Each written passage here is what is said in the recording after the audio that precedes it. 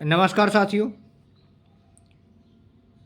जब भी हमें चुनाव में ड्यूटी लगती है कर्मचारियों की, तो कर्मचारियों को कौन-कौन से चीज़ों का ध्यान रखना होता है, कौन-कौन से कर्तव्य हैं। जैसे पीआरओ के क्या-क्या कर्तव्य हैं, पीओ फर्स्ट के क्या-क्या कर्तव्य हैं, पीओ सेकंड के और पीओ थर्ड के, जिनको हमें ज़िम्मेदारी पूर्वक निभाना है। उसमें मैंने आपको एक पहले वीडियो बना दिया है, जो पीआरओ के लिए है, पीआरओ के कौन-कौन से कर्तव्य हैं। वो वीडियो ज़रूर देखें। इसके बाद अगला जो क्रम है, वो है पीओ फर्स्ट के कर्तव्य। सबसे पहली बात, चैनल को सब्सक्राइब करें। बिना देरी किए मैं आगे शुरू करता हूँ। तो जो पीओ फर्स्ट होता है, वो पीठासीन अधिकारी की अनुपस्थिति में मतदान केंद्र का सर्वे सर्वा होता है। अगर पीठासीन अधिकारी जो पीआरओ है, अगर वो किसी भी कारण से अनुपस्थित हो जाए, तबीयत खराब हो जाए या कोई कारण दूसरा हो, तो उसके स्थान पर पीओ प्रथम को पीओ प्रथम और पीआरओ के दोनों कर्तव्य निभाने, वो अपने हिसाब से मैनेज करना है। तो पीओ प्रथम के फिर कार्य कौन कौन से हैं।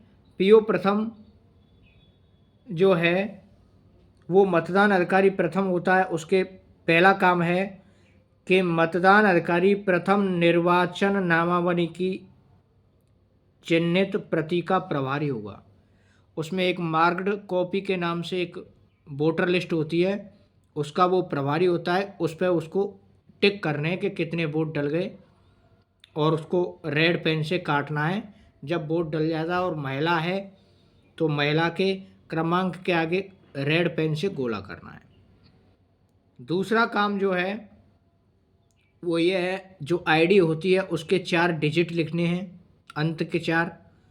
और अगर वोटर आईडी है या कोई दूसरी आईडी है, तो उसका नंबर लिखना है।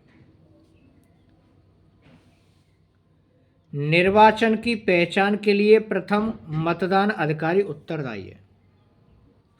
प्रथम मतदान अधिकारी अर्थात पीओ फर्स्ट ही इस मामले को देखेगा कि वोट डालने वाला व्यक्ति सही है या फर्जी है। भारत निर्वाचन आयोग द्वारा निर्दिष्ट फोटोयुक्त दस्तावेजों के आधार पर ही पहचान के साथ साथ यह भी सुनिश्चित करेगा कि मतदाता की बाईं तर्जनी पर कोई अमिट स्याही का निशान तो नहीं है। जो वोटर आएगा उसकी पहचान करनी है, साथ ही ये भी देखना है कि कहीं ये कैंडिडेट पहले वोट तो नहीं डाल गया है। निर्वाचन की पहचान का सत्यापन समुचित रूप से निर्वाचक नामावली में की गई प्रविष्टि के संदर्भ में करना चाहिए। जो निर्वाचक नामावली हमें मार्क्ड कॉपी मिलती है, उसके आधार पर उसका पहचान करनी है, सत्यापन करना है। प्रशासन द्वारा मतदाता सूचना पर्ची वितरित की जाती है, जिससे मतदाता की क्रम संख्या ज्ञात की जाएगी। जो बीएलओ घर घर जा कर के मतदाता पर्ची बांटता है, वो पर्ची सिर्फ उसका जो क्रम संख्या है उसको ढूंढने में मदद करेगी, किंतु यह पहचान का दस्तावेज नहीं होगा। अर्थात सिर्फ उस पर्ची के आधार पर आपको वोट नहीं डलवाना है, उसके लिए अलग से पहचान पत्र की ज़रूरत है जिसमें फ़ोटो हो। मतदाता सूचना पर्ची पर्ची निर्वाचक नामावली में किसी निर्वाचन से संबंधित प्रविष्टियां पता लगाने में सहायता करेगी। मैंने कहा वही बात है कि जो पर्ची मिलती है, बीएलओ देते हैं या एजेंट देते हैं, उस पर्ची में जो सीरियल नंबर होता है मतदाता का, उसको जानने में मदद मिलती है। वो वोटिंग का फाइनल दस्तावेज नहीं माना जाता। मतदान कक्ष में एक कचरा पात्र की व्यवस्था हो। मतदाता द्वारा लाई गई पर्ची और शासकीय पर्ची कचरा पात्र में ही डाली जाए। अन्य किसी प्रकार की रद्दी कचरा पात्र में ही डालें। अर्थात जो पर्ची आती हैं उनको कचरा पात्र बना लें, एक डिब्बा बना लें, उसमें डालनी है। उस व्यक्ति को अपना नाम जोर से बोलने के लिए कहें। अर्थात जो व्यक्ति वोट डालने आया है, उससे उसका नाम पूछना है।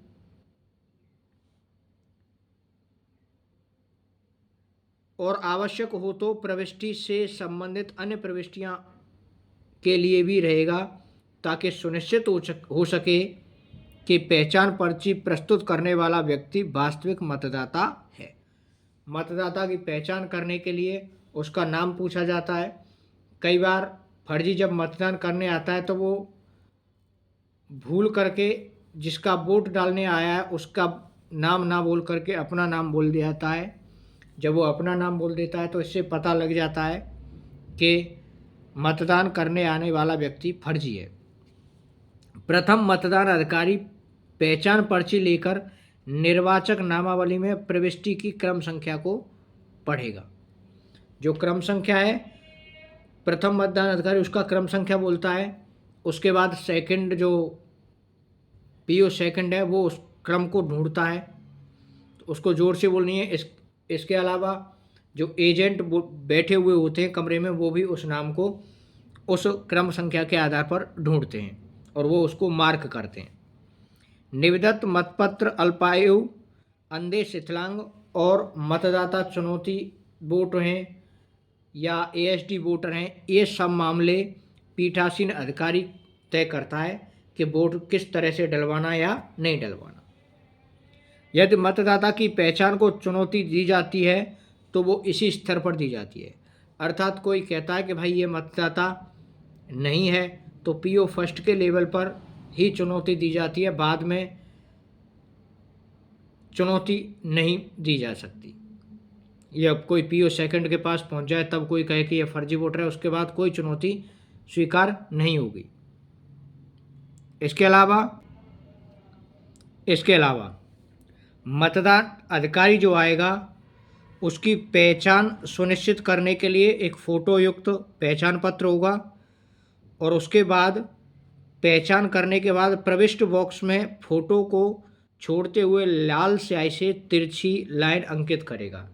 अर्थात जिस क्रम पर उस व्यक्ति का नाम है उसको आड़ी लाइन एक खींच देंगे और उसको काट देंगे ताकि हमें ध्यान रहे कि इस बंदे का वोट डल गया है। इसके बाद अगर महिला मतदाता है तो उसके नाम से उसके क्रमांक पर गोला भी बनाएगा। महिला मतदाता के क्रमांक पर गोला बनाना है और अगर ट्रांसजेंडर है तो स्टार का मार्क बनाना है। जिन मतदाताओं की पहचान मतदाता फोटो पहचान पत्रों के आधार पर की जाएगी उनके नाम के आगे वाई और ई अंकित करना है। अगर एपिक आईडी है तो ई लगाना है और कोई दूसरा है तो वाई लिख देना है।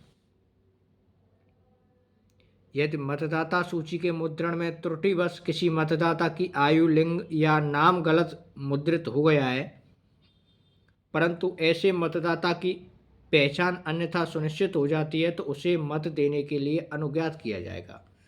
अर्थात अगर कोई ऐसा मतदाता है जिसके आयु, लिंग या नाम में कोई गलती हो गई है और वो कहता है कि मेरी गलत हो गई है तो उसको पहचान करने के बाद में मत देने के लिए कहा जा सकता है, अर्थात उससे वोटिंग कराई जा सकती है। धन्यवाद दोस्तों। इसके बाद देखेंगे हम पीओ द्वितीय के अर्थात पीओ सेकंड के चुनाव संबंधी कार्य। अगले वीडियो में चैनल को सब्सक्राइब करें, लाइक करें और शेयर करें।